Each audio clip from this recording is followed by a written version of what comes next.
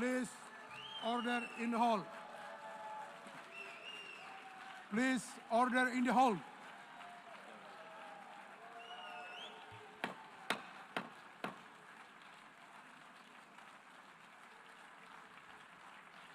Please, order in the hall.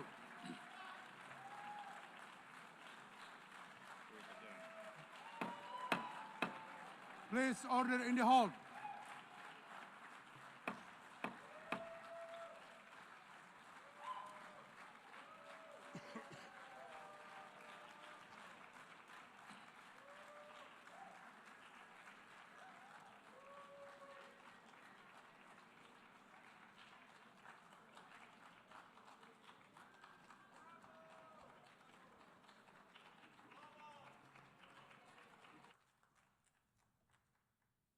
Ladies and gentlemen, thanks to special efforts by Israeli intelligence, we fought back.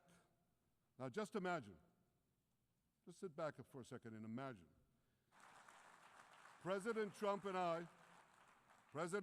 I promised to prevent Iran from developing nuclear weapons, and we delivered on that promise.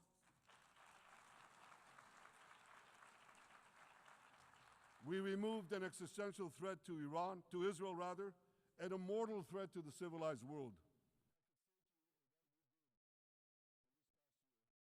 In this past decade, we devastated Iran's atomic weapons and ballistic missiles programs.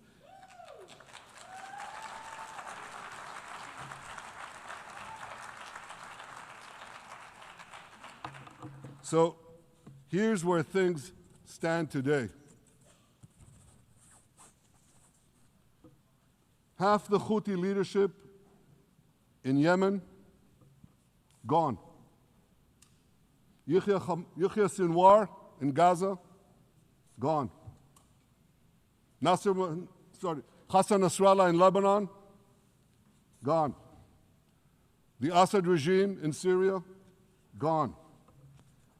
Those militias in Iraq, well, they're still deterred. And their leaders, if they attack Israel, will also be gone. And for Iran's top military commanders and its top atomic bomb scientists, well, they're gone too. On October 7th, Hamas carried out the worst attack on Jews since the Holocaust. They slaughtered 1,200 innocent people, including over 40 Americans and foreign nationals from dozens of countries represented here. They beheaded men. They raped women.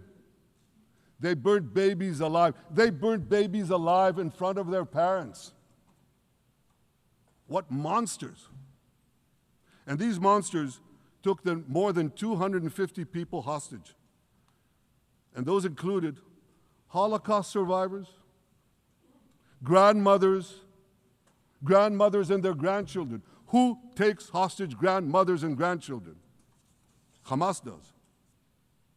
So far, we've brought home 207 of these hostages, but 48 still remain in the dungeons of Gaza.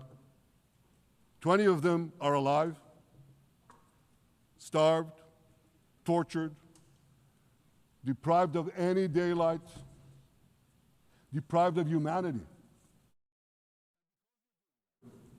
The ratio of non-combatant to combatant casualties is less than 2 to 1 in Gaza. That's an astoundingly low ratio, lower than NATO's wars in Afghanistan and Iraq, especially when you consider that Gaza is one of the most densely populated urban areas on Earth. It has hundreds of miles of terror tunnels underground, and it has countless terror towers above ground, and thousands of terrorists embedded in the tunnels and in these towers in civilian areas. If you want to see what measures Israel takes to avoid civilian casualties in this war, just look at what we're doing now in Gaza City, the last Hamas stronghold, one of the 2 last strongholds.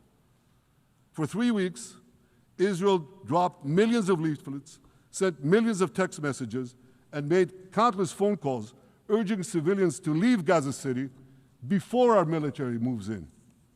At the same time, Hamas implants itself in mosques, schools, hospitals, apartment buildings, and tries to force those civilians not to leave, to stay in harm's way. And it often threatens them at gunpoint if they try to do so.